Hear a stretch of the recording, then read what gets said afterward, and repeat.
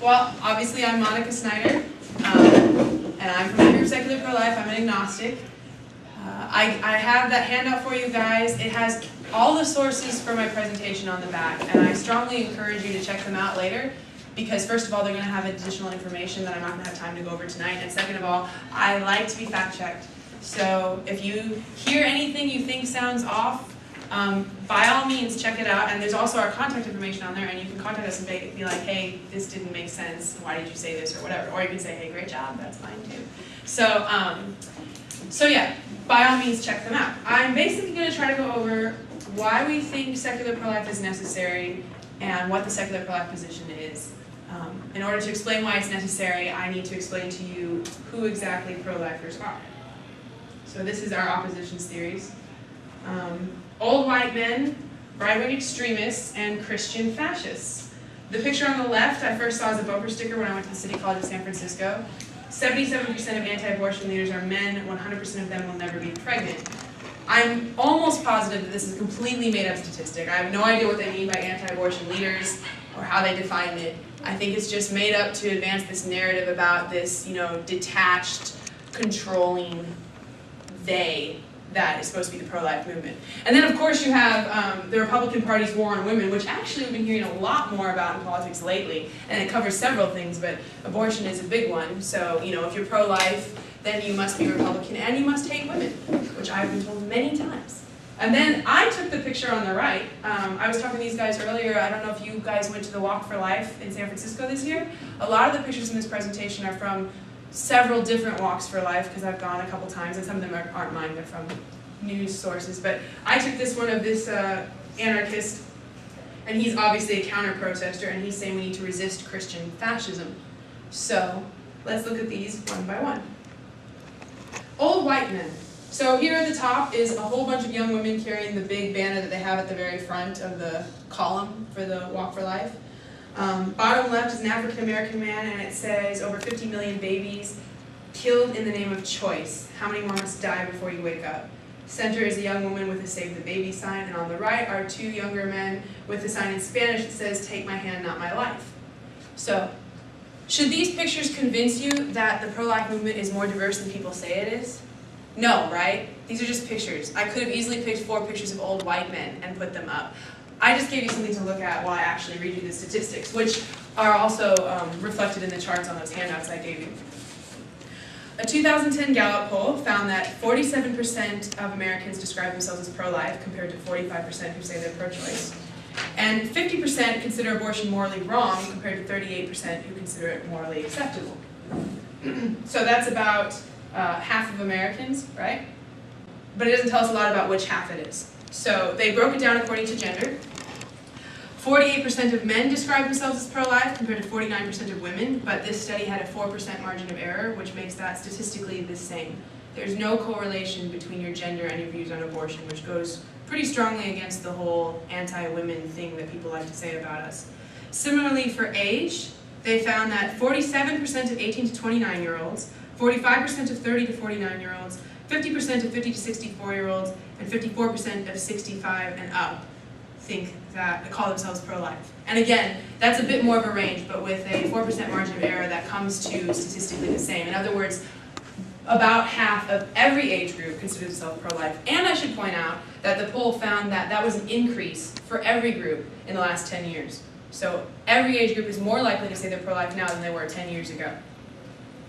Gallup didn't break it down in terms of race, but the Pew Research Center did in 2009, and instead of asking whether or not you call yourself pro-life or pro-choice, they asked if you think abortion should be illegal or legal.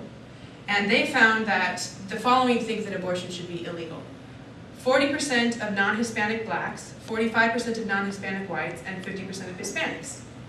So that's more of a range than the data I just told you, but it's still a huge chunk of every racial group that thinks abortion should be illegal. And it shows that actually it's Hispanics, instead of non-Hispanic whites, that are most likely to think it should be illegal. And the thing is, I don't think it really matters. I would be happy with all old people and white people and male people to be in the pro-life movement, because I think everybody should be in the pro-life movement. But it does kind of, put a huge dent in this idea that it's just a bunch of old white men trying to control everybody. It's actually no correlation for gender, no correlation for age, and some correlation for race, but not nearly as much as what they're suggesting, and not biased towards white people. So just for your information. The right-wing extremist tagline is more legitimate because views on abortion definitely correlate with political party, definitely. So the following describe themselves as pro-life: 68% of Republicans and 61% of those who lean Republican, compared to only 34% of those who lean Democrat and 31% of Democrats. Even so, this means about 1 in 3 Democrats call themselves pro-life, plus 45% of independents compared to 37% that call themselves pro-choice. So there is a correlation, but when you think of the pro-life movement as a conservative movement, you're leaving out, thousands upon thousands of non-conservative pro-lifers. And I know that politicians in both parties like to sort of stick with this black and white dichotomy, but it's not really accurate. So there's that. And then we have Christian fascists. Okay, I'm going to set this term fascist aside forever because I don't believe that pro-lifers, want to support a supreme dictator that crushes all opposition and takes over industry and commerce, which is what fascism is. In American political debate, people call you a fascist because you try to use democracy to enact laws they don't agree with, which is not the same thing. So forget that for a second. But you can tell by the pictures that I took and put up where I'm going with the Christian thing. It's pretty legitimate to think of the pro-life movement as largely Christian. The Pew Research Center found that the following groups, again, say abortion should be illegal: 52% of Protestants, 45% of Catholics, but only 25% of those religiously unaffiliated. And when you break it down by church attendance, you see the same trend.